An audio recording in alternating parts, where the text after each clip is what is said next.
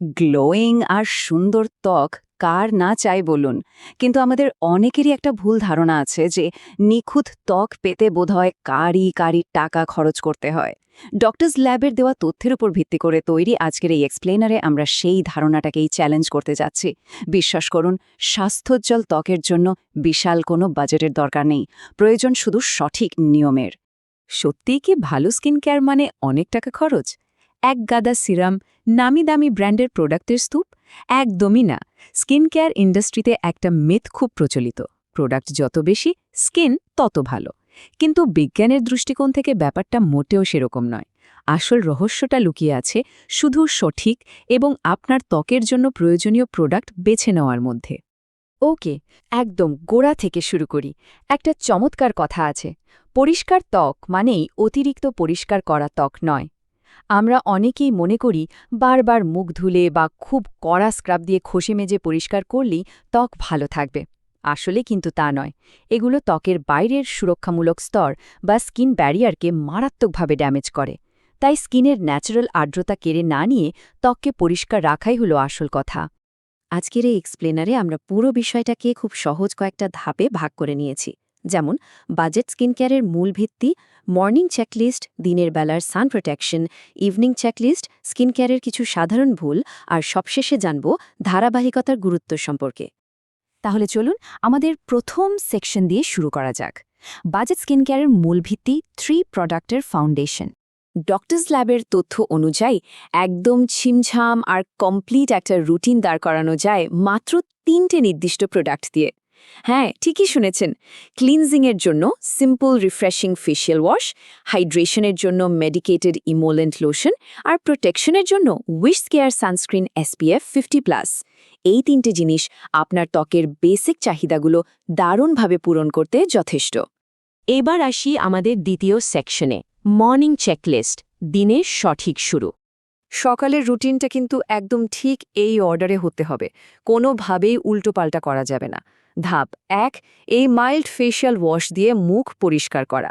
ধাপ 2, এমলিয়েন্ট লোশন, যা আপনার স্কিন ব্যারিয়ারকে রিপেয়ার করবে। আর ধাপ 3, সানস্ক্রিন, যা সারা দিনের জন্য ক্ষতিকর অতিবেগুনি রশ্মি থেকে সুরক্ষা দেবে। ব্যাস, মাত্র এই 3টা স্টেপ। এখন আপনাদের মনে একটা প্রশ্ন আসতে পারে, আমার স্কিন তো অয়েলি, আমি আবার লোশন মাখব কেন? এটা স্কিন কেয়ারের সবচেয়ে বড় মেদগুলোর একটা। মনে রাখবেন, ময়েশ্চারাইজার মানেই তেল চুপচুপে কিছু নয়। ফেশিয়াল ওয়াশ ব্যবহারের ঠিক পরপরই লোশন ব্যবহার করাটা ভীষণ জরুরি। এটা হাইড্রেশনটা স্কিনে লক করে দেয় আর ইরিটেশন কমায়। অয়েলি স্কিনে ওই ধাপটা কিন্তু কোনোভাবে বাদ দেওয়া যাবে না। আমাদের 3 নম্বর সেকশনটা ভীষণ গুরুত্বপূর্ণ, দিনের বেলার সান প্রোটেকশন, যেখানে টাইমিংই হলো আসল কথা। খুব মন দিয়ে শুনুন, সানস্ক্রিন লাগানোর একটা স্পেসিফিক রুল আছে।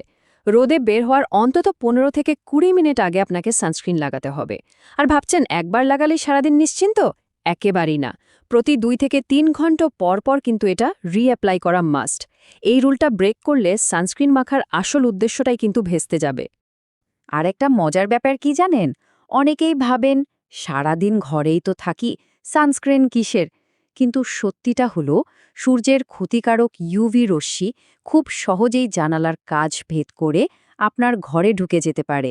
তাই ইনডোরে থাকলেও স্কিনের সুরক্ষার জন্য সান প্রোটেকশন ব্যবহার করাটা সমানভাবে বাধ্যতামূলক।